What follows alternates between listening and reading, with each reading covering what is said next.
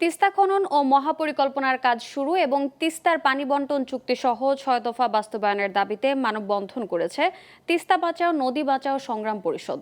দুপুরে তিস্তা অববাহিকার নীলফামারীর ডিমলা, জলঢাকা, লালমনিরহাটের হাতিবান্ধা, কালীগঞ্জ, আদিতমারী সদর, রংপুরের গঙ্গাচড়া, কাউনিয়া, পীরগাছা, কুড়িগ্রামের উলিপুর, রাজারহাট এবং গাইবান্ধার সুন্দরগঞ্জ উপজেলা পরিষদের সামনে একযোগে এই কর্মসূচি পালন করা হয়।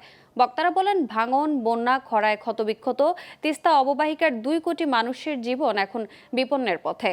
চীন, ভারত নয়, আগামী বাজেটে অর্থ বরাদ্দ দিয়ে নিজস্ব অর্থায়নে তিস্তা মহাপরিকল্পনা বাস্তবায়নের দাবি জানান তারা। এ সময় তিস্তার চরাঞ্চলে খাস জমি বরাদ্দের নামে মাল্টিন্যাশনাল কোম্পানিগুলোর বিভিন্ন প্রজেক্ট বন্ধ করার দাবিও জানান তারা।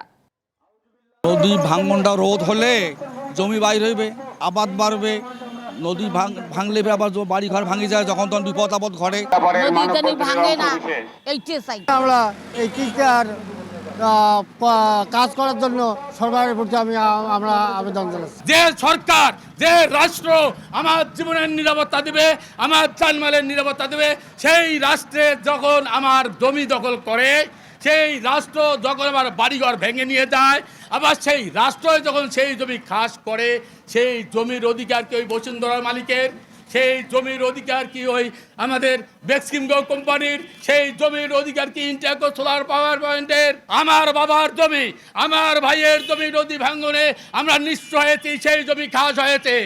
এই জমি এইখানকার ভূমিহীন মানুষদের মধ্যেই বন্টন করতে হবে, অন্য কোনো এলাকার লোক এখানে আসবে না।